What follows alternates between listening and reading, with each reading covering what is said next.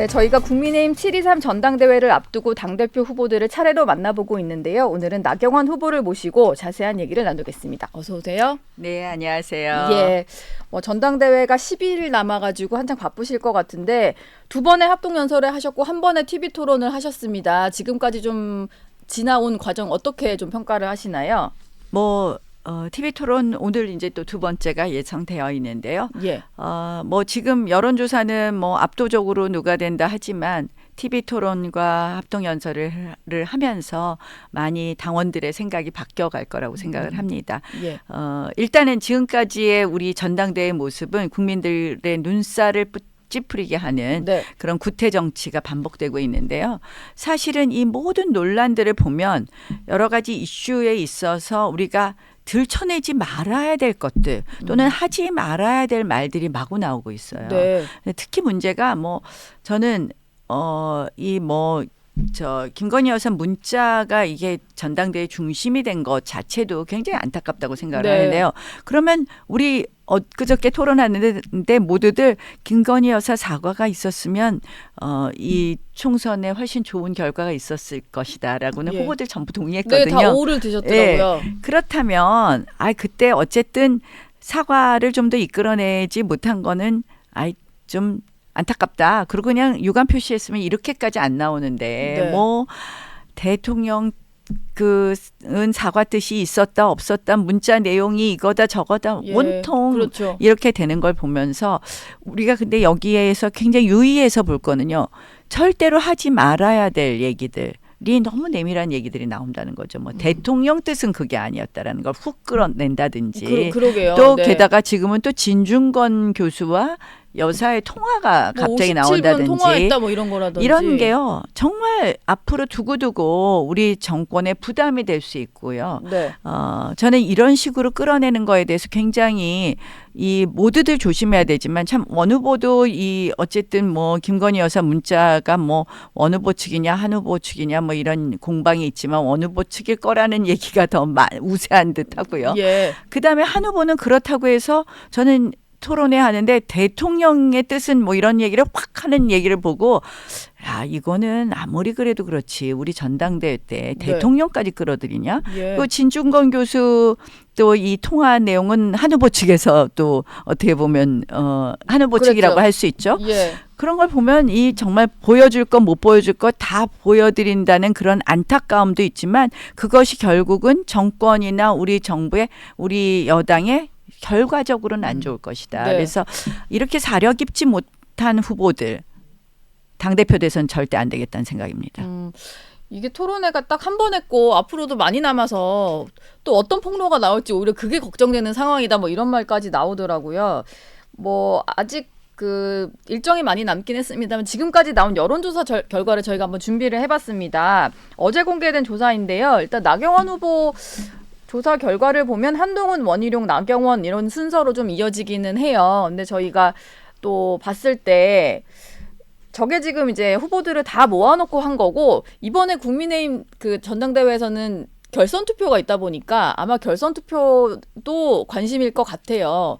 그러다 보니까 저기에서는 조금 유의미한 결과가 나왔다라고 보시는 것 같습니다. 보면은 한동훈 후보랑 붙였을 때 원희룡 후보보다는 나경원 후보가 좀 높게 나오는 것 같아요. 네, 그렇습니다. 예. 그래서 저는 또 국민의힘 지지층 여론조사하고 실제 당원 투표 결과는 좀 다를 것이다라고 생각을 합니다. 왜냐하면 당원들은 두 번, 세 번 생각하신다고 생각을 합니다. 결국 진짜 당의 미래를 위해서 누가 필요할 것이냐. 이번 선거는 대통령 후보를 뽑는 것도 아니고 이번 선거는 인기 투표가 돼서도 안 되고요. 바로 지금 대통령 탄핵의 열차를 지금 완전히 급 발진시키고 있습니다. 민주당이. 네. 예. 그러면 이 지금 기승전 탄핵으로 가는 민주당의 속셈은 뻔하잖아요. 지금 이재명 대표 판결 선고일이 목전에 다가왔다. 예. 결국 이재명 대표의 판결 선고가 계속되고 그리고 나서는 대통령 후보로 출마하기 어렵다. 그 전에 무조건 대통령 선거가 있어야 된다 하고 지금 탄핵을 하겠다는 거거든요. 예. 그러면 그 기승전 탄핵을 과연 누가 막아낼 수 있을까?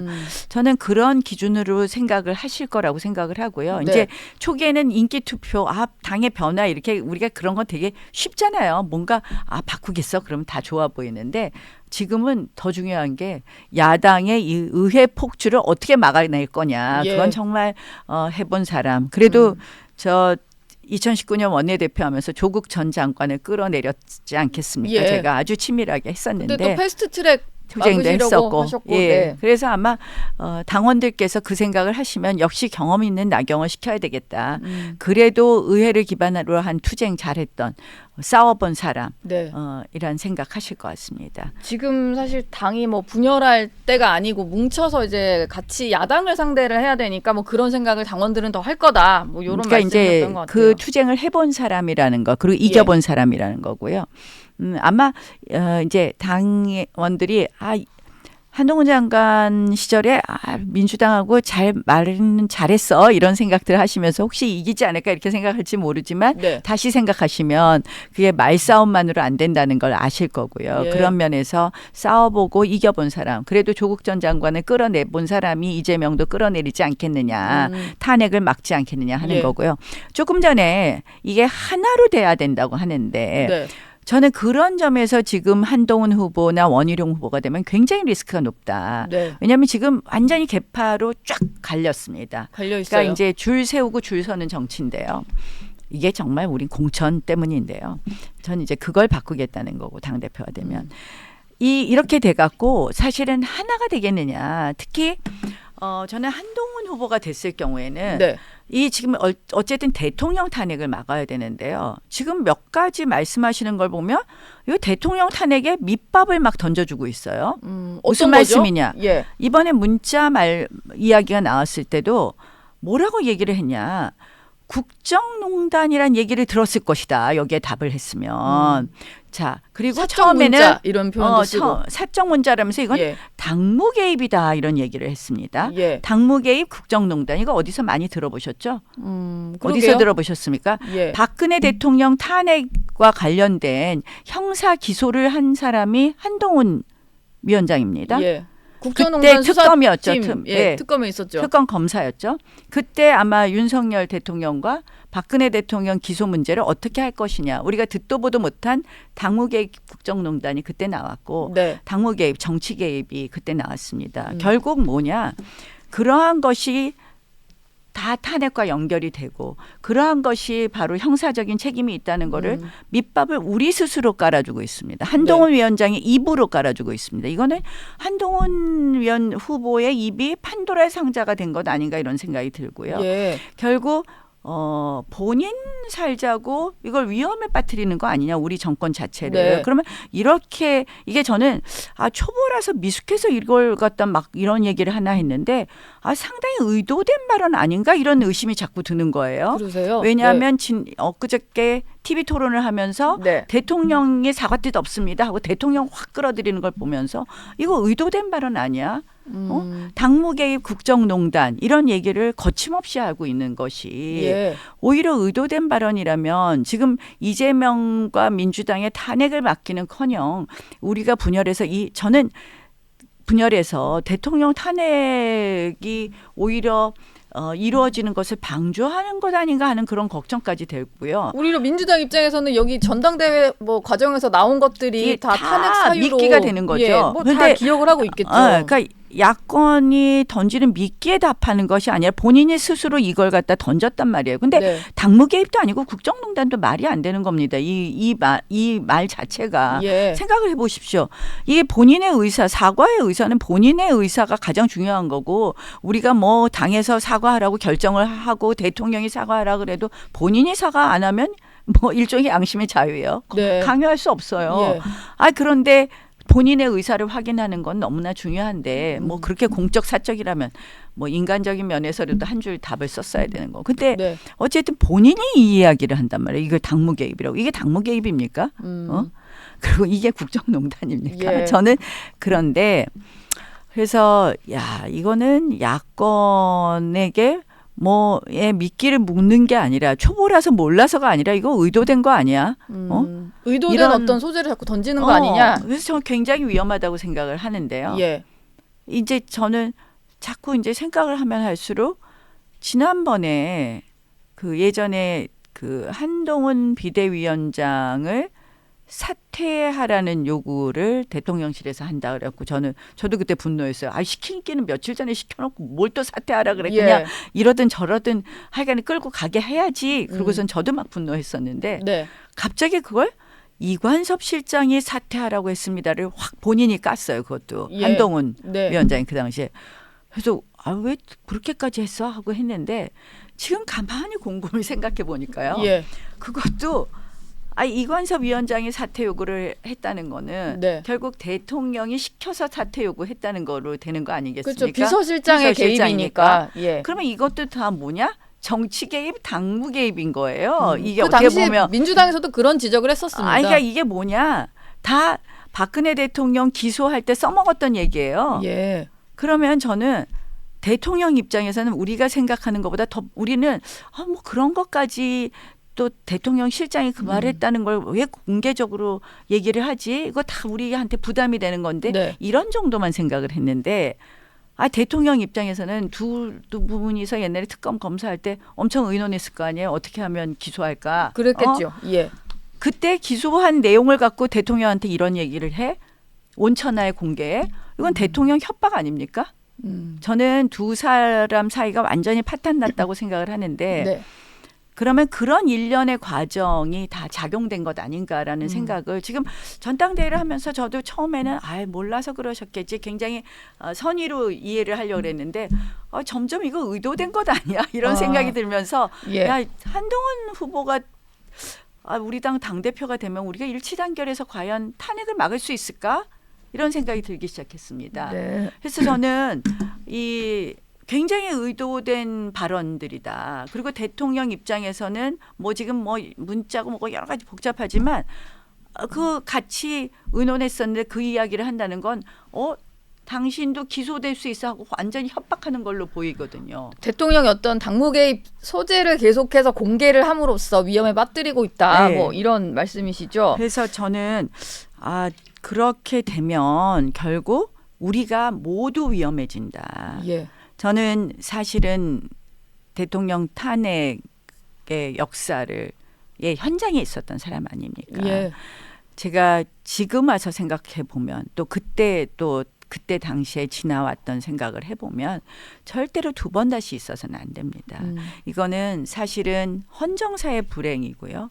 또 우리 당으로서도 정말 다시는 있어서는 안 됩니다. 그런 일이 있으면 우리 당은 이제 해체해야 됩니다. 그렇겠죠. 네. 그때도 뭐 엄청 이제 복귀를 하는 게 힘들었으니까요. 저는 그때 그래서 야당 원내대표일 때 정말 죽으라고 일했습니다. 정말 죽으라고 용기 있게 용기를 냈습니다. 그래서 그 뭐 화살을 제가 다 맞고 21대 국회에서는 예. 선거에서 지게 되는데 네. 20대 국회에서 제가 원내대표를 할 때 그래 우리가 잘못했고 그래서 이제 문재인 정권이 탄생을 했는데 잘해주기를 바랬는데 문재인 정권 하는 거 보니까 야 이건 아니야. 뭐 사실 뭐 판문점 선에서 나타난 친북적인 성향부터 시작해서 이 소득주도 성장, 최저임금 뭐 이런 것이 다 지금 경제에 또 부담되는 것 네. 이런 걸 보면서 이건 아니야 하는데 용기를 내지 않으면 안 되겠더라고요. 근데 거기서 하이라이트는 그동안 진보가 그렇게 도덕적이고 였다는 것이 다 아니라는 게 드러나기 시작한 거 아니에요. 그들이 예. 블랙리스트를 욕하더니 환경부 장관이 블랙리스트를 작성한 걸 작성했고. 제가 밝혀내서 기소하게 했습니다. 예. 그다음 제가 두 번째 한 게 손혜원의 목포 땅 투기 의혹 사건입니다. 김정숙 여사의 절친이었죠. 문재인 대통령을 만드는데 1등 공신한 손혜원이 목포 땅 투기한 것. 네. 일종의 그거 밝혀내서 기소하겠죠. 예. 모두 실형받았습니다. 세 번째 한 게 조국 전 장관 아닙니까? 인사청문회 하겠다고 하는데 자료가 들어오는데 야 이렇게 위선적이었어? 이럴 수 있어? 뭐 아들 딸 무슨 부정 입학 이런 문제가 걸 넘어서 이 사모펀드 부분은 제대로 아직 안 밝혀졌지만 사모펀드 웅동학원 저희가 막 팀을 짜갖고 다 샅샅이 조사를 했고 그래서 고발하고 조국 전 장관을 끌어내렸습니다. 예. 그때 어떻게 보면은 뭐 저는 워낙 뭐 옳다고 생각하는데 내가 내 손에 감수하지 않고 했는데 그렇게 억지로 해서 사실은 그때 흔들어 놓지 않았으면 정권 교체 어렵다고 생각을 했는데요. 5년 만에 우리가 정권을 가져왔는데요. 이번에 만약에 또 이런 사태가 있었다, 저희는 다시는 일어서지 못한다고 생각하고요. 그렇게 되면 결국 의회 민주당이 지금 192석, 야권이 192석, 그리고 대통령을 우리가 놓친다? 저는 그러면 대한민국의 헌정 질서, 헌법 가치는 지킬 수 없다고 생각하기 때문에 저는 네. 정말 이 당대표 진짜 이번에 중요한데 하는데 이렇게 같이 하면서 한동훈 후보는 선의로 해석하면 아직 잘 몰라서 위험하고 정치를 잘 몰라서 예. 이걸 선의로 해석하지 않으면 이거 의도된 거야? 대통령과의 관계에서 이거 협박하는 거야? 대통령과의 관계에서 하지 말아야 될 이야기를 해? 네. 국정농단 당무 개입을 우리가 스스로 얘기해? 매우 위험한 후보다. 그런 생각이 듭니다. 뭐 원희룡 후보는 좀 어떻게 보시는지 모르겠는데 보면 원희룡 후보는 왜 예. 나왔는지 모르겠어요. 제가 계속 얘기하지만 네. 원희룡 후보는요, 예전부터 뭔가를 자꾸 의존하려고 그래요. 왜 독립된 정치인이 못 됩니까? 예. 제가 원희룡 후보 보면 답답해요. 본인 뭐 국토부 장관하고 열심히 했으면 이제 자기가 스스로 독립해야지 왜 맨날 업어가려고 그럽니까? 원희룡 후보가 왜 힘들어진 줄 압니까? 왜 힘들어졌어요? 제일 처음 힘들어진 게 2011년에 원희룡 후보하면 소장, 개혁파, 우리 당의 뭐 개혁과 변화하면 원희룡, 남원정 이런 얘기를 예. 했잖아요. 그때 2011년에 안상수 당대표가 내려가고 보궐선거 참패에 책임을 지고 새로 전당대회를 했어요. 네. 2011년 전당대회는 뭡니까? 2012년 공천권이 있는 전당대회예요. 예. 그때 우리 당은 뭡니까? 친이와 친박이 또 맨날 싸우고 있었을 때죠. 그때 친이들이 이제 안상수 대표는 원래 친이 당대표였어요. 네. 친이들이 몽땅 힘을 합쳐서 원희룡을 당대표를 시키려고 그랬습니다. 원희룡 후보를. 그러니까 예. 사무총장에 있었던 원희룡 후보가 본인은 다음 차기 총선을 불출마하고 당대표를 나가겠습니다 하고 선언을 했어요. 네. 그런데 이제 친이들이 뭐 열심히 도왔죠. 결과가 어떻게 된 줄 아십니까? 어떻게 됐죠? 1등이 홍준표 대표. 그러니까 네. 그 양반 독립적인 정치인이죠. 예. 2등이 친박의 상징 유승민. 3등이 나경원이었습니다. 네. 독립된 정치인 예. 나경원이었습니다. 그때 세력이 붙어서 밀었는데 잘 안 됐군요. 4등 원희룡. 그러니까 왜 독립된 정치인을 하시면 훨씬 잘하실 분이 네. 이번에도 뒤늦게 뭐 친윤의 뭐 힘을 일부 친윤들이 지금 막 붙어 있긴 해요. 그런데 예. 왜 그러시는지 내가 너무 안타까워요. 이번에도 좀 본인의 강점을 이야기하시고 그러면 처음부터 딱 나오신다 그러든지. 예. 그래서 지금 제가 참 원희룡 후보는 왜 나왔냐고 계속 물어볼 수밖에 없습니다. 그건 어떻습니까? 오늘 아침에도 보니까 계속해서 한동훈 후보 관련된 네거티브를 하시는 것 같아요. 뭐 밀실 사천 얘기도 하시고 뭐 그거가 맞아 하나라도 사실로 드러나면 사퇴할 거냐 뭐 이런 얘기까지 하시더라고요.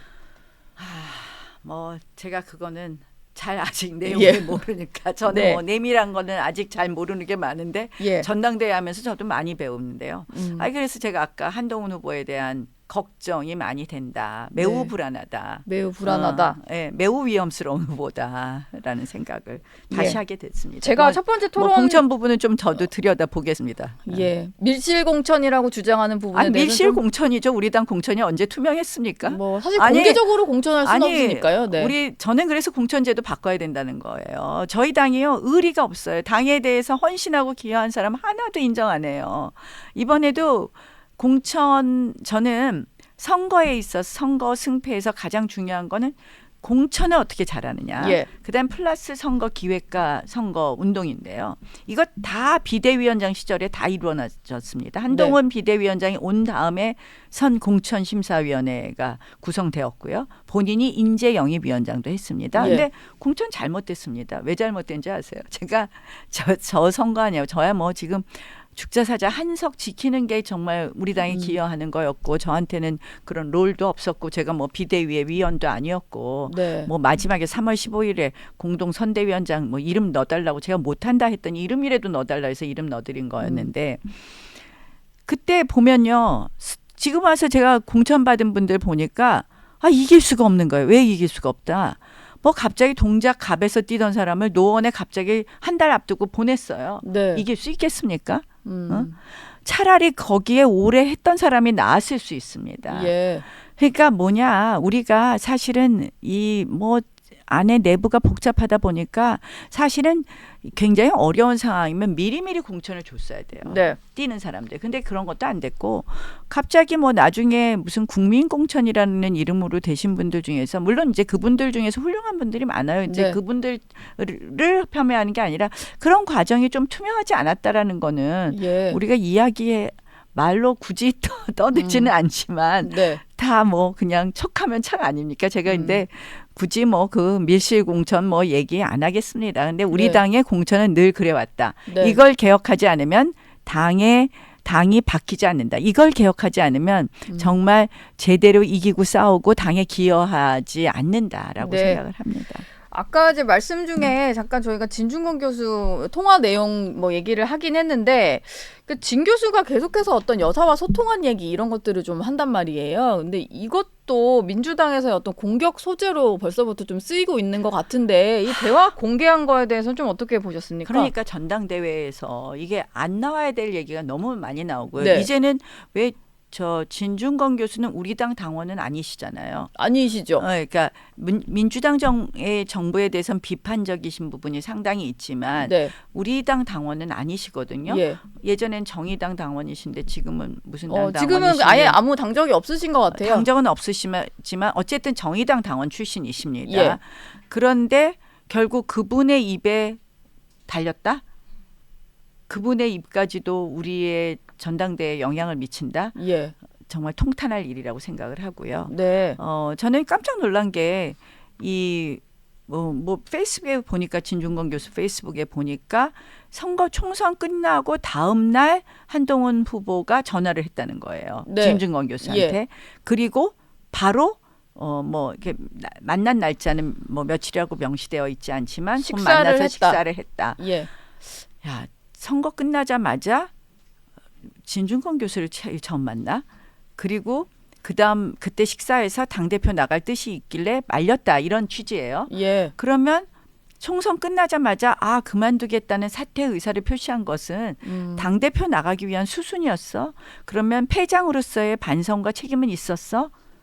저는 굉장히 이 여러 가지로 의문 네.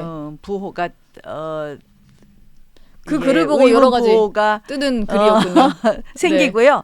야, 그러면 총선하는 과정에서도 당대표 할 생각만 했네. 그런 생각이 막 들더라고요. 오히려 그 글을 보고 네, 그래서 그런 생각 드셨군요. 오히려 총선 끝났으면 어쨌든 회장으로서의 책임이 있으면 저 같으면 며칠 혼자 생각하실 할 것 같고요. 네. 오히려 뭐 같이 이제 우리 당 동지들한테 모르겠어요. 뭐 당 동지들한테도 전화하셨는지 어쨌는지 모르겠는데 저도 전화를 제가 했나 뭐 아니면 전화가 왔나 저도 기억은 잘 안 나는데요. 저는 이제 한번 뭐 보자 그랬는데 여태까지 못 봤었죠. 따로 그 못 이후로. 보셨군요. 예. 그래서 어쨌거나 이게 좀 어떻게 보면은 왜 진중권 교수를 제일 처음 찾았을까? 아니 그럼 그때부터 그러면 당대표 나가실 생각이었다면 예. 결국 그 모든 무슨 뭐죠? 그거 있잖아요. 목격담부터 시작해서 네. 모두 다 이제 이게 다 계획된 거 아닙니까? 그러게요. 도서관 목격담 이런 것들. 시작해서 그래서 예. 조금 그러네요. 씁쓸하네요. 근데 저는 진중권 교수가 이게 원래 한동훈 후보의 어떤 자문을 하는 그룹이다 이렇게 좀 알려졌었는데 여사랑도 이렇게 장시간 통화를 한 거 보니까 지금 너도 나도 찾는 뭐 그런 멘토 같은 아니, 겁니까? 뭐죠? 여사는 예. 그런 거 아닐까요? 지금 이제 결국은 한동훈 후보하고 막 지금 대통령 한동훈 후보의 뭐 말이나 이런 입장 이렇게 하는 거나 보면 완전히 틀어진 거예요. 예. 뭐 57분의 내용을 다 듣지는 못했고 뭐 내용도 다 나온 건 아니지만 결국 진중권 교수가 친하다고 하니 한동훈 후보하고 친하다고 하니 네. 결국 조금 중재를 부탁한 거 아니냐. 진중권 교수도 그런 취지로 얘기를 하고요. 그런 거 아닌가 이런 생각이 중재를 드네요. 부탁하려고. 알겠습니다. 당대표가 만약에 되시면은 이재명 민주당 대표를 아무래도 상대를 하셔야 될 것 같아요. 연임 도전에 나섰는데 뭐 큰 이변이 없는 한 대표는 될 것 같습니다. 근데 어제 당대표 출마 선언을 하면서 먹사니즘 뭐 이런 얘기를 했어요. 그리고 여당을 공격한 얘기는 하나도 안 하고 그냥 약간 대권 주자로서 뭐 출정식 하는 멘트 같더라고요. 말은 잘 만들어내요. 예. 먹고 그러니까요. 사는 문제. 목사니즘. 말은 잘 만들어내는데 진정성이 없다는 게 문제죠. 예. 사실은 뭐 본인은 혼자 출마하는데 당연히 대권 후보처럼 출마하겠죠. 그래서 사실 한쪽으로는 그렇게 하면서 탄핵을 저렇게 우격다짐으로 지금 하고 있는데 예. 이런 부분에 있어서 국민들이 잘 판단하실 거라고 생각을 합니다. 예. 제가 어제 저 정책도 하나 내놨는데 저는 사실 이번에 이제 중요한 정책으로 안보에 관해서는 핵무장 정책을 내놨고요. 네. 어제 외국인 노동자 최저임금 구분 적용에 대한 논의를 시작하자라는 말씀을 드렸습니다. 우리나라가 이제 저출산 고령화 시대가 되면서 노동력은 상당 부분 외국인 노동력을 의존할 수밖에 없습니다. 예. 특히 2003년에 인구 절벽이 왔기 때문에 네. 이미 노동력 부족이 예. 만연화되어 있거든요. 그러니까 외국인 노동자를 어떻게 적절하게 잘 관리를 해서 우리의 이 노동력을 부족한 노동력을 채워야 되는 거는 이제는 선택이 아니라 필수가 되었는데요. 네. 이게 두 가지 문제가 있습니다. 저숙련 노동자에게 똑같이 최저임금을 이렇게 주는 것이 맞느냐. 예. 그다음 두 번째는 외국인 노동자들이 차지할 수 있는 중요한 직종 중에 하나가 가사 육아 도우미하고 네. 그다음에 간병비입니다. 예. 그래서 이제 이 논의를 시작하는 것이 저출산 고령화 시대를 대비하는 문제도 되고요. 실질적으로 외국인 노동력으로 많이 대체되는 부분에 있어서 인건비 부담이 낮춰진다면 네. 우리나라의 고물가라든지 이런 부분 또 지방의 경우에는 생활 정주 인구가 늘어남으로써 생활 지방 소멸 문제도 해결할 수 있는 여러 가지가 네. 있습니다. 그래서 이 외국인 노동자에 대해서 최저임금을 구분 적용하는 문제에 대해서 그리고 우리 젊은 사람들은요 자기 버는 월급의 50% 이상을 지금 가사 육아 도우미 같은 경우에 사용된다는 그렇죠. 거거든요. 굉장히 여러 가지를 시사할 수 있는 거라서 이제는 적극적으로 좀 논의하자라는 것이 제가 두 번째 던지는 화두입니다. 네. 한번 같이들 관심 가져주시고요. 예. 외국인 노동자에 대한 임금, 최저임금 구분 적용하는 거 저희가 적극적으로 함으로써 네. 실질적으로 국민 삶의 질을 제고하는데 나경원 당대표 되면 꼭 하겠습니다. 예. 깨알같이 정책 홍보도 해주셨습니다. 뭐 이런 것만 좀 했으면 좋겠어요. 싸우시지 그러니까 말고. 이거 예. 할 시간이 없네요. 네. 얘기해도 아무도 관심이 없고 기사를 안 쓰는 거에 제가 네. 3등이라고. 근데 양자 대결은 제가 더 높다는 거 잊지 네. 말아주시고. 알겠습니다. 저희가 아까 나경원이 보여드린 역전합니다. 여론조사. 알겠습니다. 나경원 후보와는 여기서 마무리하겠습니다. 고맙습니다. 고맙습니다.